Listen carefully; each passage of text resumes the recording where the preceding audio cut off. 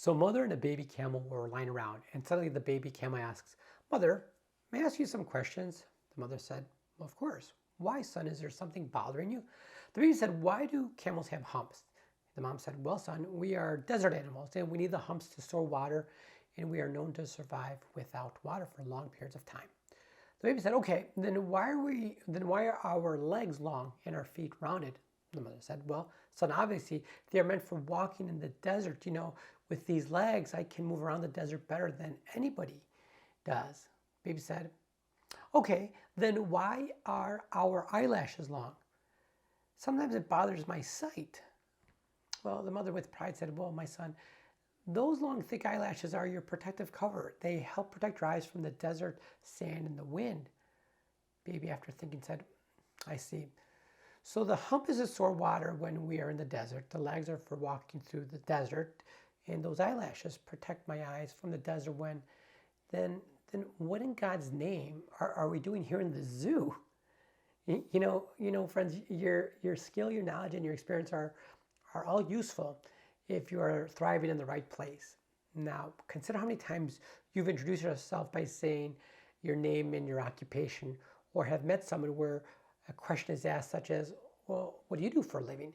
Regardless of our occupation, or especially, it inextricably connects us to our identity. In fact, our profession really tends to influence who we socialize with, how we dress, and really what community we live with. We live in. So occupational wellness centers on being personally satisfied and enriched in your work. You contribute your unique gifts and talents toward work that is both personally and it's professionally meaningful to you. The work that we do takes up the majority of our time during the week. So the way we feel about work is essential to our overall health and well-being. And it's important to be reminded of that every so often. Your wellness, your occupational wellness, doesn't just occur. You need to take an active role in this. And your choices in specialty, career ambitions, and personal goals are critical components in achieving and maintaining your occupational wellness, my friends. So let's talk about this. You have to find work that you enjoy. And again, I understand that it seems intuitive, but it's simply not. Look around your current work environment, and I can assure you, you can probably name 2, if not 3 people who are in the wrong work environment, and it may even be you. So for example, are you in an academic setting because that's what you quote unquote should do? Do you enjoy working with like medical students or residents, or do you prefer a smaller community or smaller hospital? Do you want to work as a solo practitioner or a solo physician, or part of a larger group? Know this: there's no perfect job, and we know this. But if you dread going into work, well, then you need to look elsewhere. Finding work that you enjoy begins by taking an inventory of your skills, and also an inventory of your personality and your career goals. And the second is, where do you and your family want to live?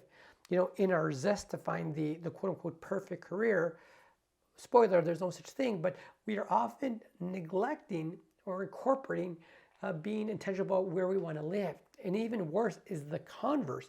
We live in this beautiful, perfect neighborhood, and we try to accommodate your career to your zip code. So look for opportunities to learn and grow. You already know that here at Medicine Revived, I'm not interested in your stagnation.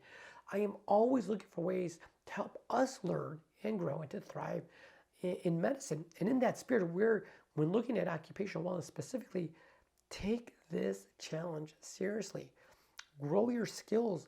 And as you go through your career after residency, there's maybe even this tendency to kind of just coast through your shifts and your skills get rusty. Take that course that you've been looking at for some time. Be intentional in keeping up with the medical literature. You have to actually schedule a time to do that. So also look for opportunities. So look for things such as leadership opportunities in your career. If that's what you're looking for, what are you doing to get yourself there? Talk to your director, talk to your chairman of your department, and let him or her know of your intentions and your goals. But then you have to provide exceptional value to your group or your hospital by speaking at things such as like grand rounds, joining a hospital committee, or even hosting a journal club. A great book to get you motivated is a book called Lynchpin. Are You Indispensable? And that's by Seth Godin. It covers specific tips on how to become a valuable and a productive member of your team. The key here is growth. Small incremental improvements will yield bountiful results. So as you travel toward your path of wellness, you will draw on your unique gifts and skills that are both personal and rewarding to you.